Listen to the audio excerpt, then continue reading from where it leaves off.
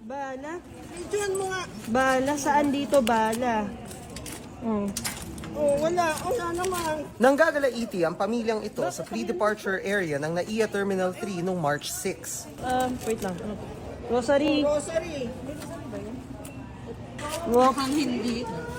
Ang hihira. Ginawa niyo sa amin. Videoan mo. Sa kanyang post sa social media, sinabi ng 69 years old na si Ruth Adele, muntik daw silang hindi makasakay matapos anilang harangin ng security ng NAIA. May nakita raw kasing anting-anting sa kanilang gamit. Nang tingnan ng gamit, wala ang sinasabing basyo ng bala. Teka lang. Sobra Ano kayo. ba? Ano? That's too much.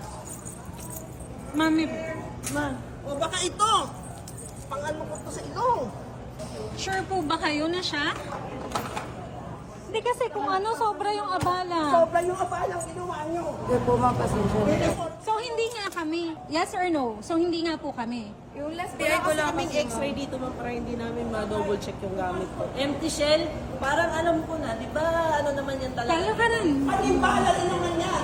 Kasi anting-anting, yun yung una ninyong sinabi. Sabi niyo pa basyo. Kung meron na nilang basyo ng bala sa gamit nila, hindi raw ba dapat sinita na sila sa unang x-ray pa lang? Bakit daw sinita sila nang nasa boarding gate na? Kalauna nakasakay ng eroplano sina Ruth at nakarating sa kanilang destinasyon. Dahil sa insidente, tumaas daw ang kanyang presyon. Don't worry, nakuha ko na po yung pangalan nyo. Hindi nyo na po kailangan takpan. Tumanggi munang magbigay ng pahayag ang Office of Transportation Security ngayon, pero bukas sasagot sila sa presscon kasama si Transportation Secretary Vince Dizon. Wala ring pahayag sa ngayon ang MIAA at DOTR. Para sa GMA Integrated News, Dano Tingkung, Nakatutok, 24 Oras.